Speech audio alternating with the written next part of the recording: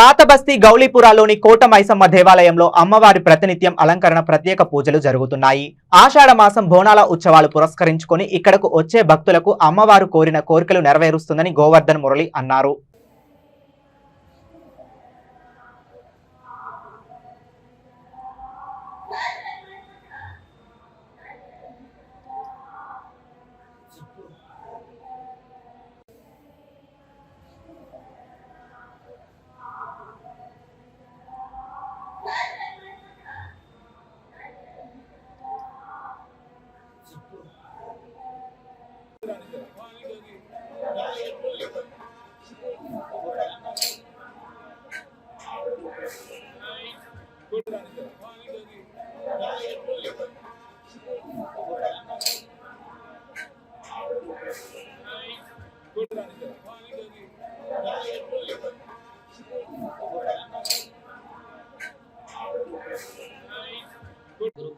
శ్రీమాత్రే నమః.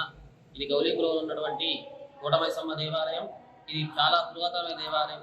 1950 నుంచి ఇక్కడ దేవాలయం ఉంది. దీని పునఃప్రతిష్ఠ 2000 సంవత్సరం జరిగింది. ఇక్కడ భక్తులు పొంగు బంగారంగా కోట మైసమ్మ దేవాలయంలో కోరికలు తీర్చేందుకు అమ్మవారు మహా ప్రతిష్టంగా బావిలో నుండి వచ్చినటువంటి అమ్మవారు.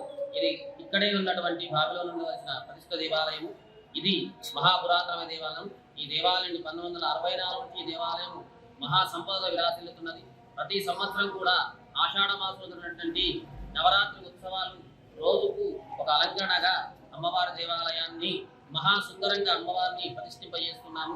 ఈ దేవాలయ చరిత్ర చాలా పురాతనమైనది. ఇక్కడ ఎలాంటి భక్తులు వచ్చినా కూడా కోరికలు తీర్చే అమ్మవారిగా ప్రసిద్ధి చెందినది.